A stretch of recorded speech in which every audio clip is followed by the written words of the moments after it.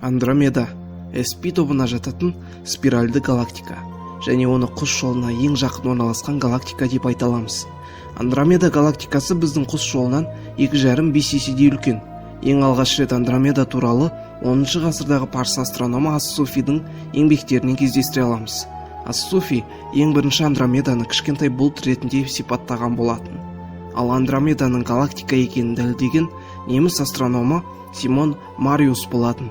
Сәлем достар, бұл Скаврон арнасы. Бүгінгі видеомыз өздеріңіз жақсы білетін Андромеда галактикасына арналмақ. Ал сіз видеоны лайкпен қолдай отырыңыз.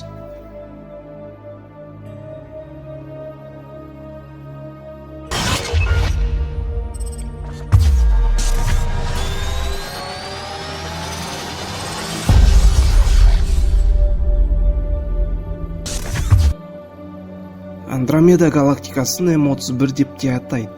Өйткені Шарль Месси атты француз жасаған каталог бойынша Андромеда 31-ші ретте тұр. Осы Андромедадан келетін жарық күн жүйесіне, оның ішінде жер планетасына 2 миллион жылда келеді. Яғни сіз бен біз көріп отырған аспандағы жұлдызға ұқсас Андромеда галактикасы 2 миллион жыл бұрынғы көрініс.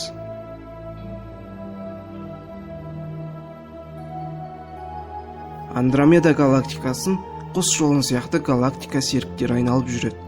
Кәдімгі планетаның серіктері сияқты, мысалы Жер мен Ай. Бірақ галактика серігі ол галактиканы айналатын кішкентай галактикалар. Осындай Андромеда галактикасының ең үлкен серіктерінің бірі М32 мен М110. Бұл екеуін сіз Андромеда галактикасының кез келген фотографияларынан көре аласыздар. Басқа ғарыш объекттері сияқты Андромеда да грек мифологиясынан алынған есім.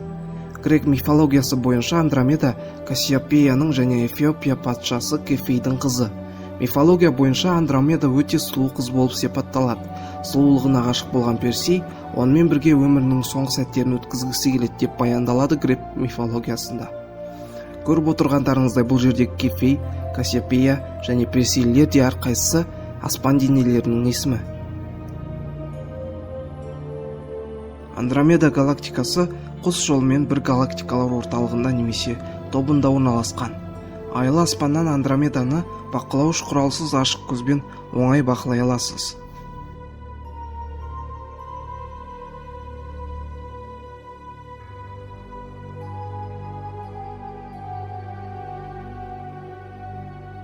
Тағы бір айта кетерлігі, Андромеда галактикасы мен біздің құс жолы галактикасы бір-біріне 100-140 км/сек аралығында жақындап келе жатқаны анықталды. Егер осындай жылдамдықпен бір-біріне жақындауын жалғастыра берсе, екі галактика бір-біріне соқтығысады. Нәтижесінде жаңа бір галактика пайда болуы мүмкін деп болжайды ғалымдар. Тіпті ол галактикаға Милки Меда деп ат қойған. Егер соқтығысқанның өзінде күн жүйесі жоқ болып кетпеуі мүмкін, өз орбитасынан ауытқып кетсе, күн жүйесі өз-өзін сақтап қала алады.